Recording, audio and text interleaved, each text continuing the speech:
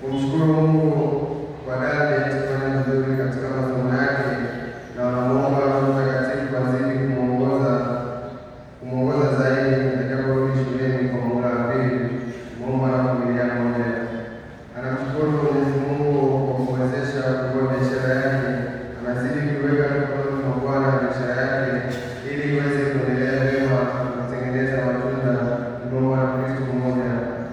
Anamshukuru Mungu kwa kumlinda akiwa shule kwa kipindi chote mpaka amaliza muhula wa kwanza salama.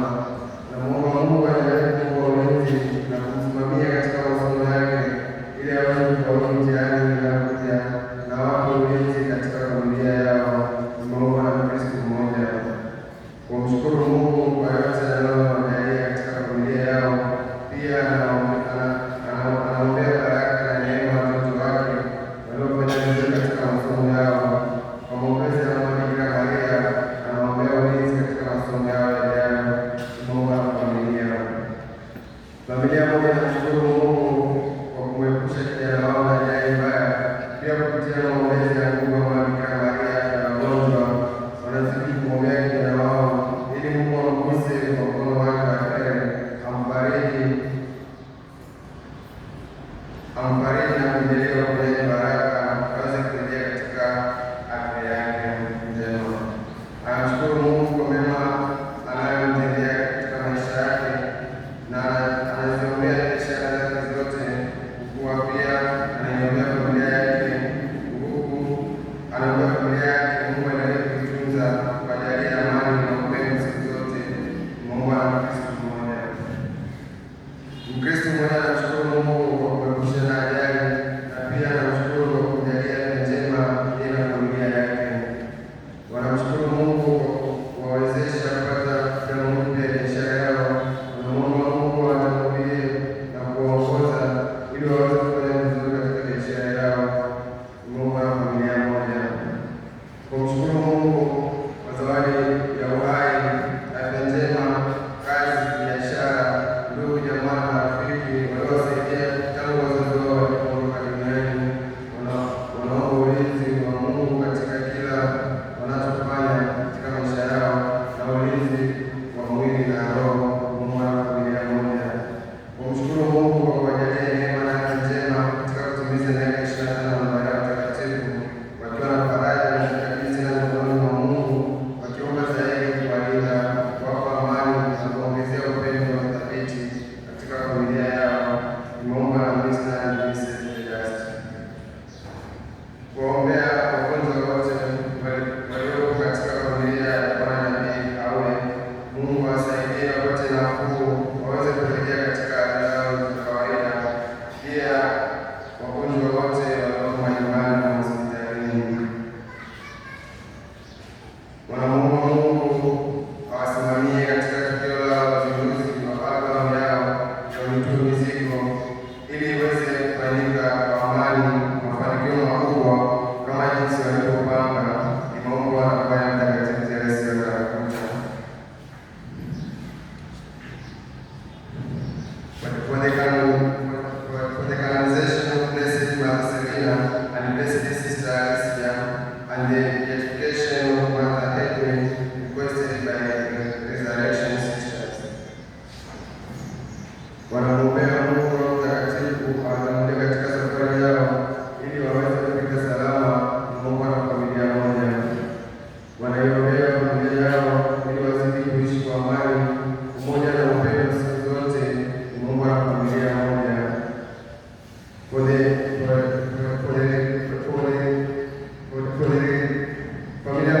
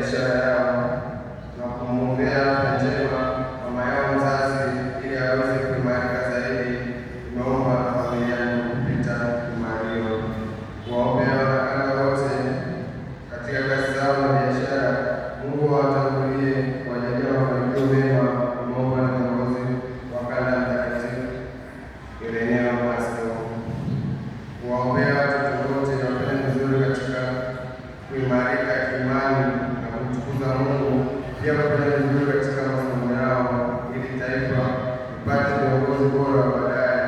Nimeomba na Kristo mmoja. For the Resurrection Sisters, the initial formation and the formation teams requested by the Resurrection Sisters.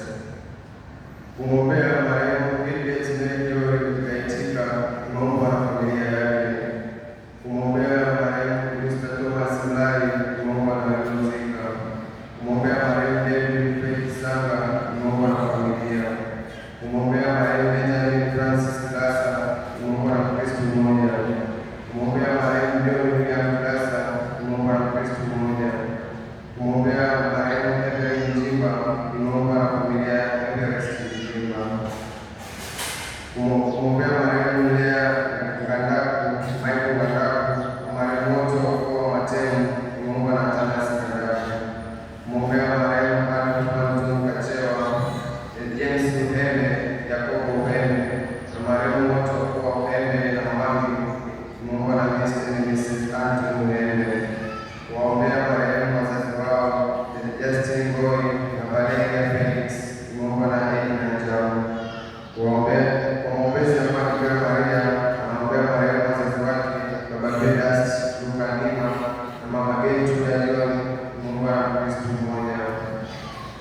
Kumwombea marehemu Christian Mlai, nimeomba na Valens Mlai. Kumwombea marehemu Christine Giamula Nguma na Praxeda William, nimeomba na Kristo mmoja. Kumwombea marehemu Paul Kazungu, nimeomba na familia yake. Kuwaombea marehemu wazee wao Lauriani Gabe, Anastasia Mongela na Anesporos Lugogo na marehemu wote waliotangulia mbele za haki, nimeomba na familia yake Dasi Mbena. Kumwombea marehemu Thomas Nereo Masawe na Anion Usangira, nimeomba na Evelyn Thomas. Kuwaombea marehemu Happiness Mwenda, Samuel Njewele, Wadwane Mayowera, Benadeta Njewele, Grace Rehema Ibrahimu na marehemu wote wasio na mwombezi, Mungu awape pumziko la milele, nimeomba na Samson Njewele. Kumwombea marehemu Clement Peter Mwailabu na Noela James, nimeomba na familia ya Mwailabu. Kumwombea marehemu Aloisia Ndukuru, Abel Ndukuru, Dorothea Komba na William Sylvester Koga, nimeomba na familia ya Ndukuru. Kumwombea marehemu Pamela Saule, Serafina Mtala, Joisia Aule, Agatha Aule, Restuta Aule na Isabel Aule, nimeomba na familia ya Pamela Saule. Kumwombea marehemu Stephen Shewiro, Alice Matondu, Paul Shewiro, Catherine Shewiro, Anton Mashire na marehemu wote wa ukoo wa Shewiro na Matondu, nimeomba na Kristo mmoja. Kuwaombea marehemu Elias Lawete, Emenoia Mlinga, George Hugo Aule, Kaises Ndomba, Matias Munga na Romana Minuka, nimeomba na Lucy Minuka. Kuwaombea marehemu Stephen Joeka, Margaret Njoroka, Francis Njoroka, Mamswetu Senga, Charles Njoroka na Lucia Njoroka, nimeomba na Esther Njoroka. Kwa maombezi ya Bikira Maria Msaada Daima, anamwombea marehemu Justin Giamula Nguma, nimeomba na mke wake. Familia ya Leonard Kaozia wanamwombea kwa Mungu marehemu baba yao Mzee Leonard Kaozia apumzike kwa amani, nimeomba na Vitus Boniface Kaozia. Raha ya milele wape wapumzike kwa amani.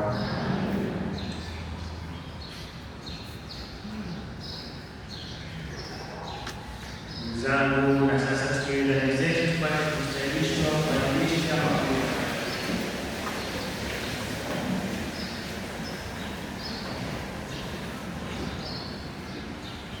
na ungania Mungu Mwenyezi.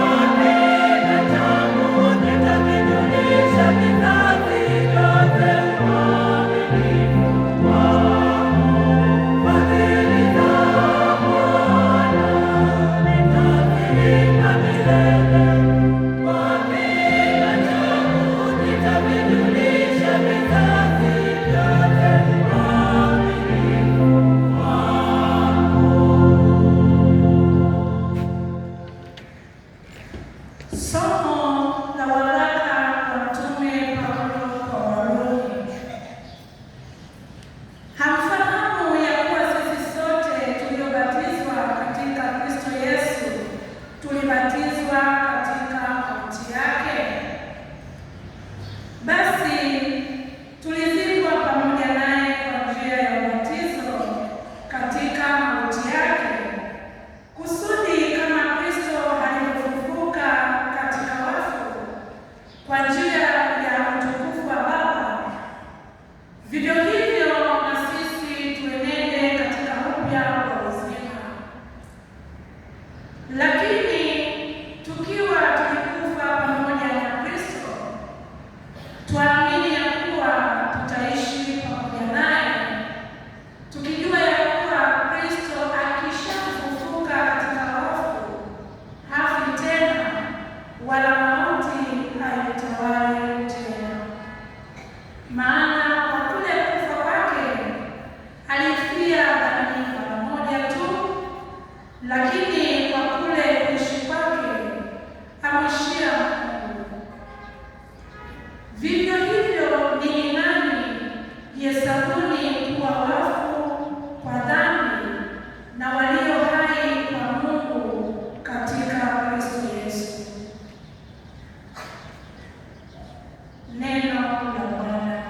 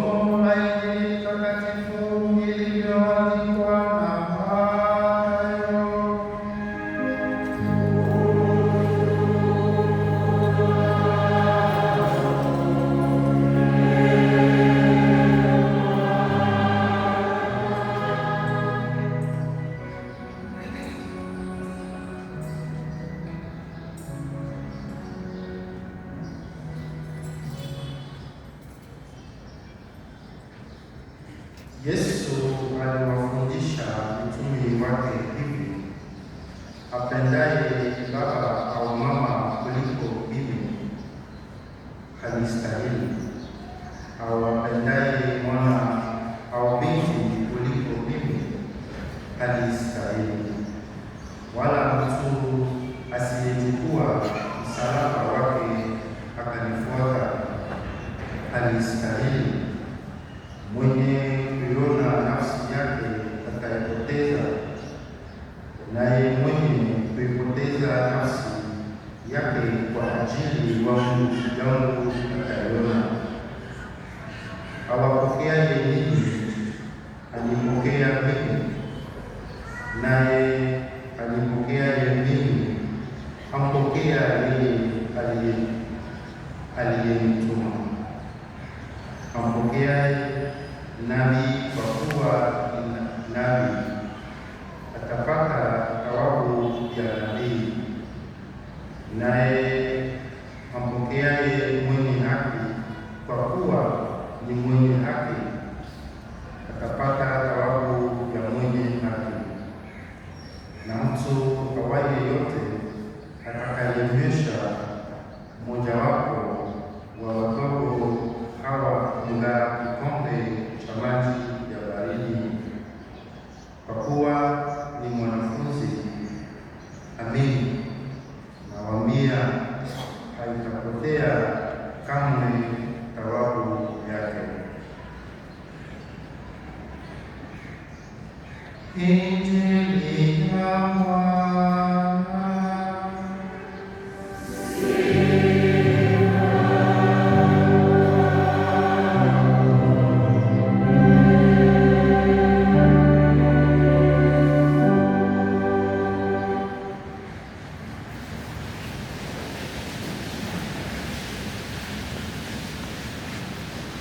Tumsifu Yesu Kristo.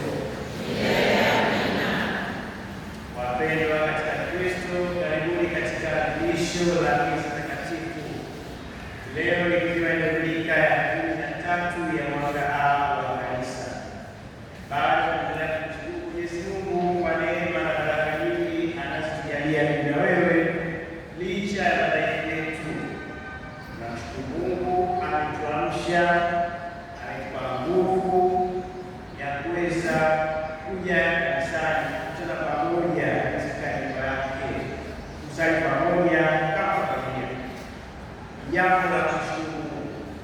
Lakini tunamshukuru Mungu kwa baraka nyingi ambazo tunaendelea kuzishuhudia katika maisha ya mtu binafsi, katika maisha ya familia, maisha ya jumuiya, maisha ya kanisa na taifa kwa ujumla.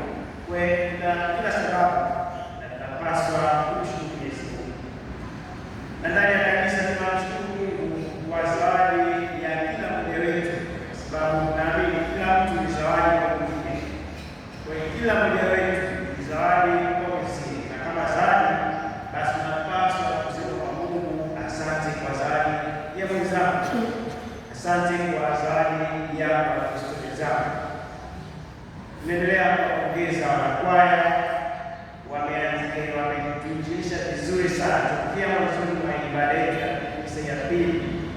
Tunaona nafika vizuri kwa kweli. Tuwaombee na tuzidi kuwashukuru kwa utume wao mwema. Wanakwaya wapende sana. Mara pekee tumpongeze huyu msomaji wa katikati binti Cecilia. Kweli katika hii tunaweza kushuhudia kwamba kweli kijana amebarikiwa, ana kipaji cha kuimba. Kwa hiyo naamini kwamba ni mazao au matunda ya kwaya nzima, lakini pia walimu ambao wanafundisha. Kwa hiyo wanakwaya pamoja na hiyo binti, hongereni sana na Mungu azidi kuwabariki.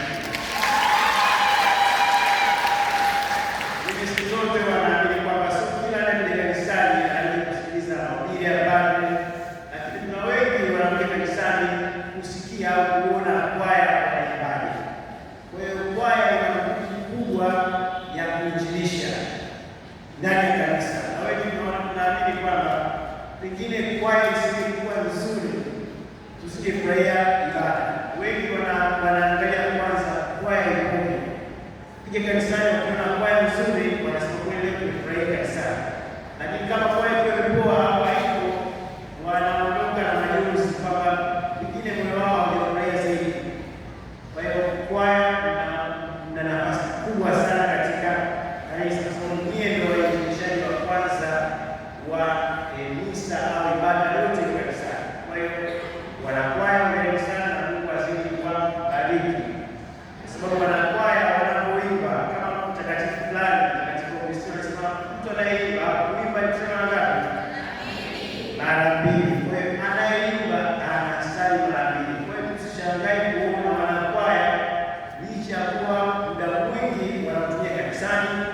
muda mwingi wanatumia kumwandalia ibada, wanakosa katika kutumia katika majukumu yao, lakini ndio wanaofanikiwa zaidi, ndio wanaokuwa na furaha zaidi, ndio wanaokuwa na mambo mengi mazuri, sio tu kwamba ya kushika, lakini hata ya kiroho wanakuza. Kwa hiyo katika kusali kwao, katika utumishi wao, basi Mwenyezi Mungu azidi kuwainua na kuwabariki na kuwatumia mengi ambayo natamani kuyaona katika maisha yenu. Amina. Ndugu zangu wapendwa, naamini kwamba kila mmoja huwa anajiuliza maswali katika maisha yake. Sasa sijajua kama mshawahi kujiuliza kwamba kama Mungu angekupatia yale yote ambayo unakupa kila siku, je, bado ungekuwa na haja au sababu ya kuja kanisani na kusali? Kama Mungu angekujalia yale yote, pengine angetatua shida zako zote, akakujalia mambo yote, iwe ya kiuchumi, iwe ya kiroho, iwe na mambo yote ambayo unaomba kila siku kwa Mungu, naomba hiki, naomba hiki, naomba hiki, Mungu akikupa yote, bado ungekuwa na nafasi ya wewe kuja kanisani kusali? Tunaishi katika ulimwengu ambao naamini au tunaona kwamba unaenda kasi, una watu wengi na Segerea, Kinyerezi yetu ndani ya jiji la Dar es Salaam, tunaona jinsi inavyokuwa kwa kasi, kwamba watu wakuulize, kila mtu kuulize, kila mtu katika kukatilika katika mizunguko hiyo ya kutafuta pesa, hiyo ya kutafuta ajira, iwe katika kutafuta elimu, biashara na riziki mbalimbali. Sasa katika mizunguko yote ambayo tunaiona au tunaifanya, je, Mungu anachukua nafasi gani katika hayo yote? Na tunaona kwamba tuna mambo mengi mazuri tunayoyaona. Tunaona mali nyingi, labda tuna nyumba nzuri, tunafanikiwa kwa namna mbalimbali, tuna kila kitu kizuri, na yote tunaamini kwamba kweli tumevijalia au vinagharimiwa, kwamba vizuri vyote vinagharimiwa. Na kama vizuri vyote vinagharimiwa, kweli kwamba elimu lazima tugharamie, maisha mazuri lazima tugharamie, wanafanya kwa vizuri wamegharamia muda wao, pengine mali zao, ili waweze kuwa wazuri kama walimu, na vyote ambavyo tumeviona, tunaamini kwamba haya yote mazuri ni baraka kutoka kwa Mungu, na tunatumiaje ili kwa sifa na utukufu wa jina lake? Kwa sababu tunaamini kwamba Mungu anaweza akaamua kutunyang'anya au kunyang'anya wewe chochote ulicho nacho, iwe labda uzuri ulionao, pesa ulizonazo, maisha mazuri, biashara, kazi, elimu, vyote au haya ulionao, Mungu anaweza kunyang'anya. Je, bado tunaamini kwamba Mungu anataka tutumie baraka hizo kwa sifa na utukufu wa jina lake, au tunatumia cheo chako, kazi zangu, maisha mazuri nimeyafanya yachukue nafasi ya Mungu?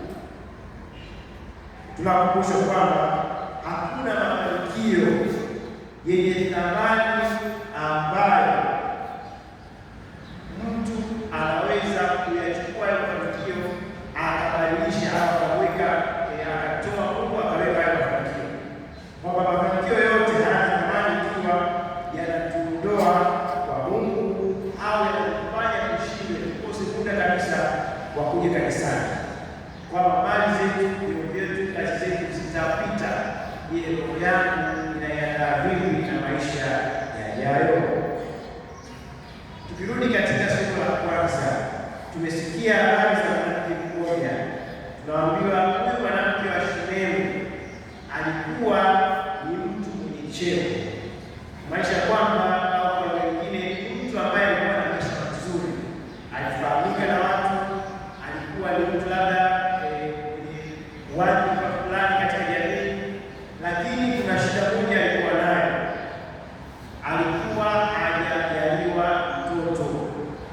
Lakini kubwa zaidi kwa huyu mwanamke, licha ya kuwa na mafanikio, licha ya kuwa na kazi na maisha mazuri, yeye na mume wake, kuna jambo moja aliishi ndani wote, alimweka Mungu mbele, aliona thamani ya Mungu kabla ya kuona faida ya kuwa na Mungu. Kwake aliona thamani ya Mungu, ya kuwa na Mungu, lakini kabla ya kwanza kufikiria faida za kuwa na Mungu. Tunaambiwa kwamba katika kuishi kwake, muda mmoja alimuona huyu mtu wa Mungu. Mtu wa Mungu alikuwa Elisha, alikuwa akipita katika utume wake, akamuona, akamkaribia na kumkaribisha kwake, akamkarimu kwake. Yeye aliona Mungu ana thamani kubwa zaidi kuliko shida zake ambazo alikuwa nazo. Na alipomuona Elisha, alimuona Mungu, na alipomuona Mungu, jambo la kwanza ni kumkarimu, kumkaribia, kumhudumia, kumpa moyo au upendo ule ambao ungeweza kufanya Elisha aguswe na sadaka ya huyo mwanamke. Sikilize, mimi na wewe tunapokuja kanisani, tunaamini kwamba kanisa ni sehemu ya Mungu. Mungu anaishi kanisani, sehemu takatifu. Tunapofika kanisani, jambo la kwanza ni tunafanya nini? Je, tunakuja kanisani kuomba Mungu au tunakuja kumshukuru Mungu? Huyu mwanamke alipomuona Elisha hakuanza kusema kwamba mimi na shida ya mtoto au na shida ya mambo fulani na shida hizi na hizi na hizi.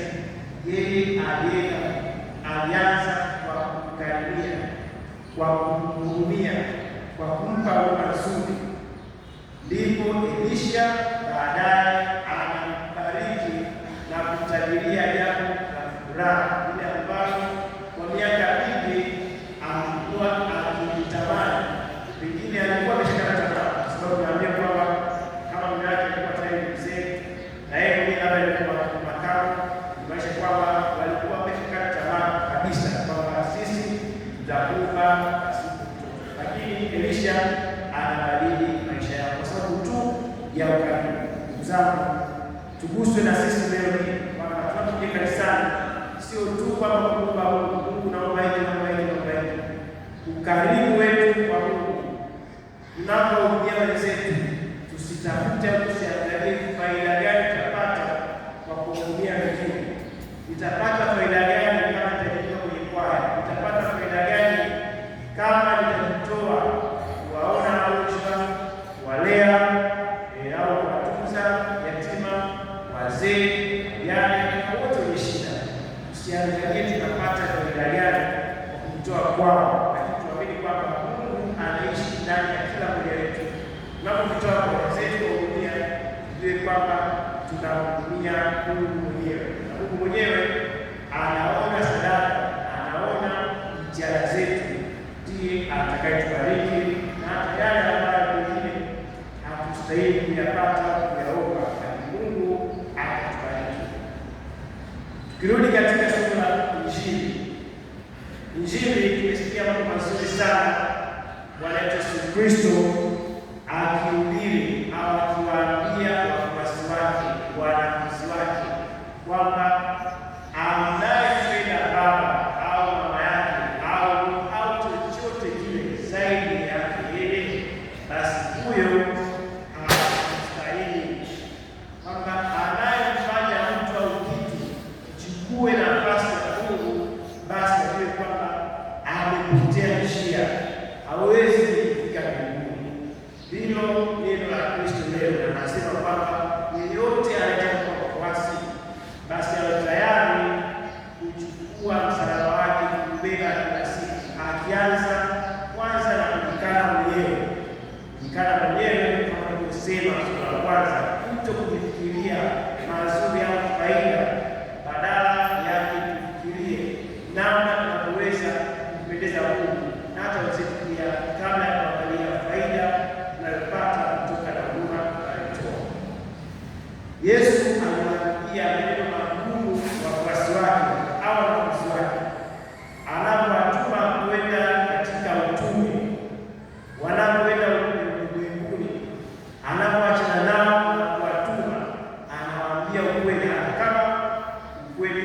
uchungu, lakini hakuwaficha, aliwaambia ukweli.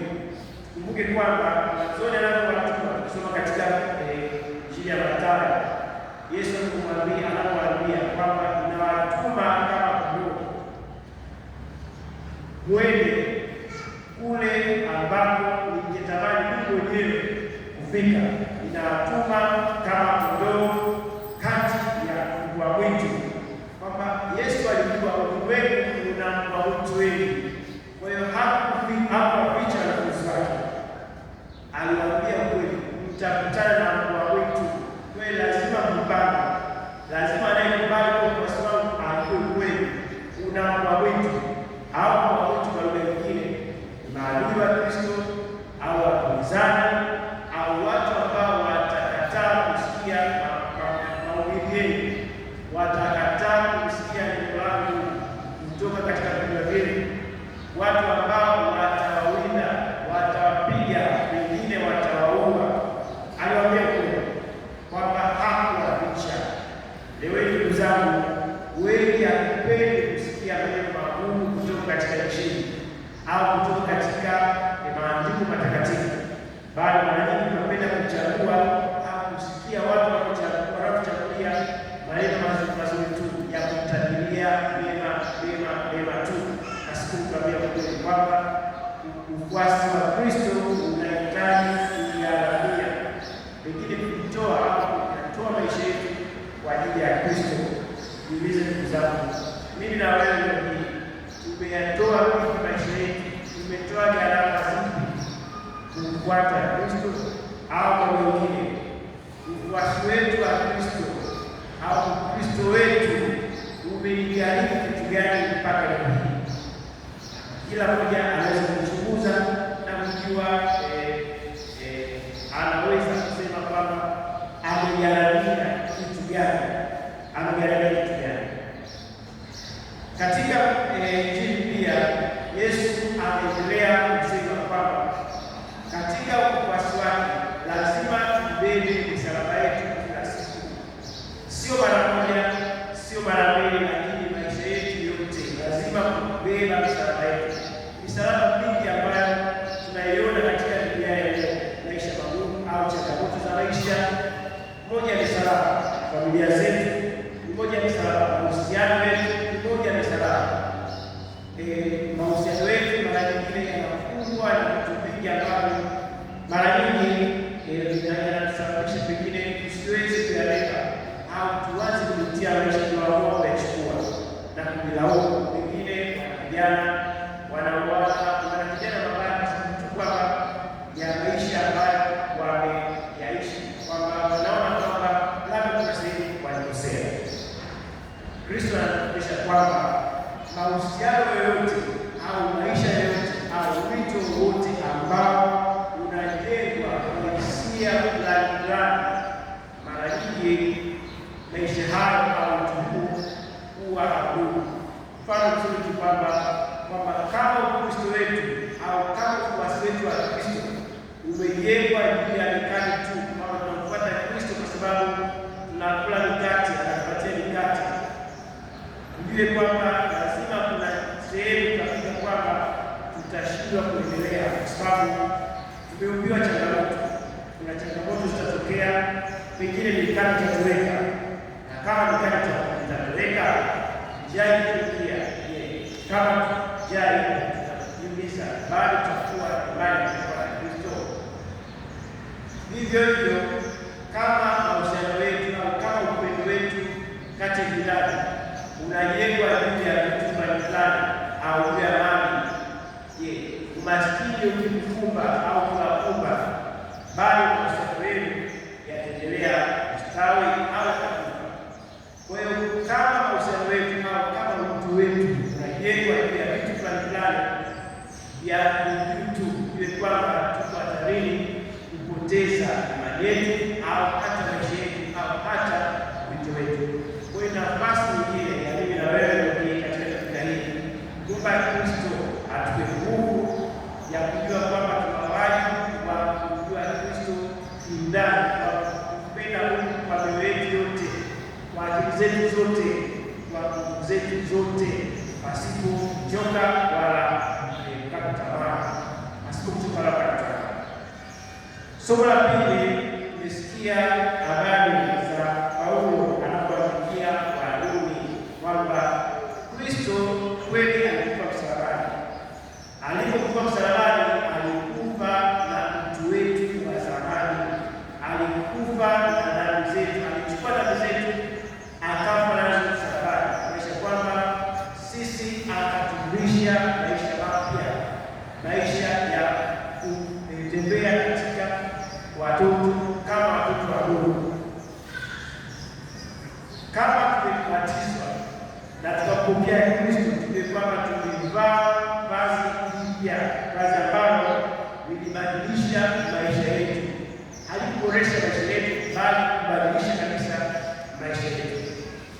Mimi na wewe wengi tumebatizwa, ni bado tunaishi ahadi zetu za ubatizo au tumezisahau, pengine hatukumbuki, bali tunaishi maisha yetu ya zamani, mtu wetu wa zamani, maisha ya dhambi bado tunayapatia, bado tunaishi katika ulimwengu wa chuki au rushwa au dharau au pengine hata kutokupendana kwa dhati. Maisha yetu haya leo tujue kwamba hatukubatizwa kujujutu, tulibatizwa kwa lengo la kubadilisha maisha, mtu wetu wa zamani uweze kufa pamoja na Yesu msalabani na kumvae au kuvalishwa utu mpya. Kwa hiyo ndugu zangu, tunapoishi maisha yetu ya Kristo, tujue kwamba tuna kazi kubwa ya kufanya ili kuendeleza kile ambacho Mungu alikianzisha ndani yetu. Kama tuna kazi hiyo, mimi naitekeleza vipi kazi hiyo? Ninawajibika kiasi gani kuendeleza kile ambacho Kristo amekianzisha ndani yangu?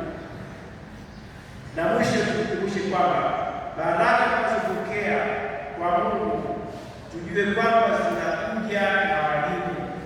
Hatupokei baraka ili tuweze kuzitumia tunavyotaka. Baraka unazobarikiwa, kipaji ulichonacho, mali ulizonazo, maisha mazuri ulionayo, Mungu amepatia kwa lengo la kusudi maalum, ili uweze kumsaidia Kristo kufika kwa watu ambao bado wanatafuta, bado wako gizani. Kwa hiyo Mungu anataka kuonekana kupitia jitihada zako, kupitia utume wako kwa watu mbalimbali ambao bado wako gizani. Kwa hiyo kila mmoja wetu hapa anatumwa, ni utume wa kizazi cha leo, ni Petro wa leo, ni Paulo wa leo kwa mataifa. Lazima tubebe ujumbe wa Kristo, tuweze kufikisha Kristo kule ambapo yeye mwenyewe akipenda kufika.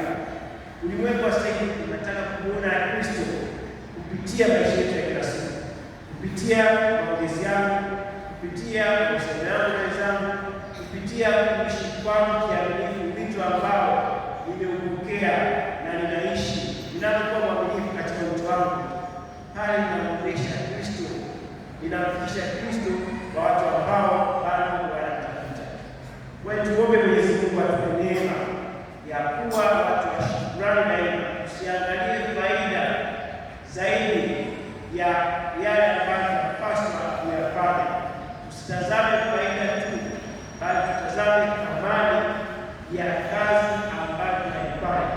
Kama tunatumika, hiyo ni thamani kubwa mbele za Mungu, ni hazina tunayoweka ambayo itatusaidia baadaye, baada ya kuishi maisha yetu.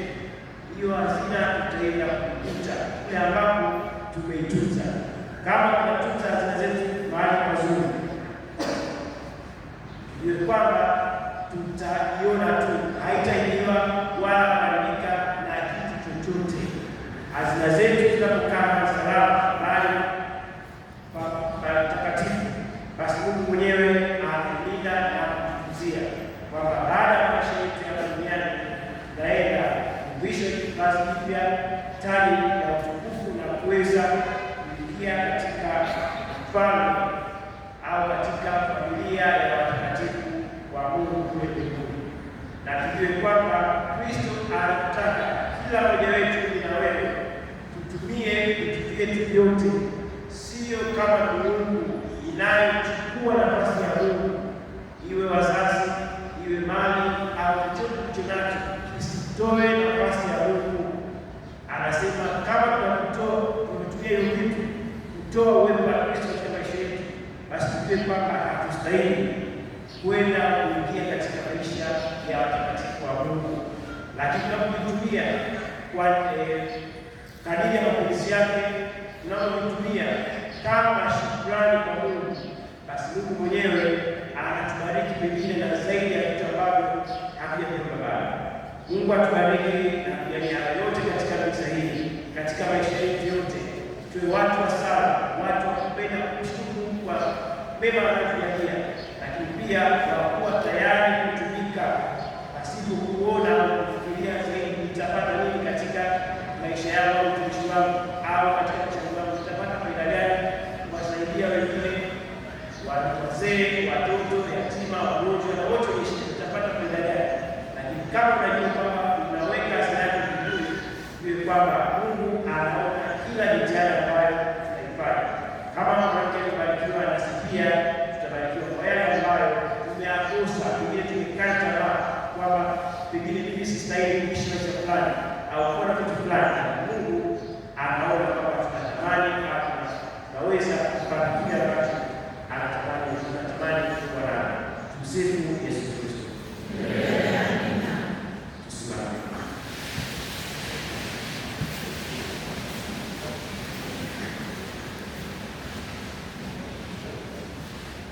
Na sadiki kwa Mungu mmoja,